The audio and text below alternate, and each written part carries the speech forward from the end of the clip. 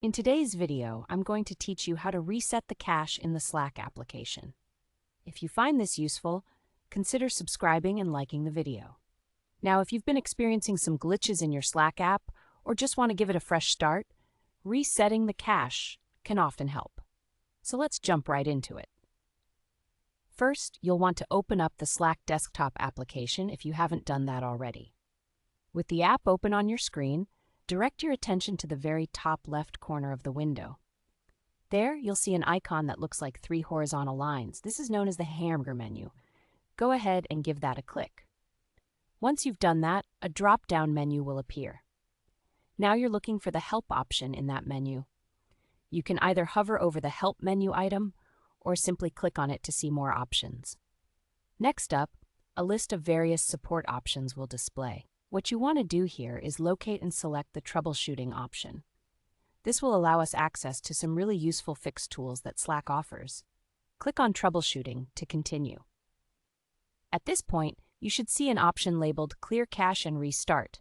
This is your final action, and this step is crucial. Click on Clear Cache and Restart. Now here's an important note. Once you click this, Slack will immediately close. Don't worry, that's supposed to happen. The application will automatically reopen itself shortly to rebuild a clean set of local data.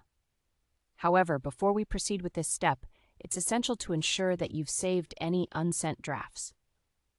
You should wrap up any active calls or huddles as well, because when you click that button, Slack is going to force a restart, and any unsaved work will be lost. After clicking Clear Cache and Restart, grab a moment of patience as the app closes and restarts. When it opens back up, it should run smoother, thanks to the cleared cache. You may notice that your channels and messages load a bit more quickly, which is always nice. And that's really all there is to it. Resetting your cache in Slack is a simple process, but it can make a world of difference in your app's performance. Once everything is up and running again, don't forget to check in on your channels and make sure that everything looks good.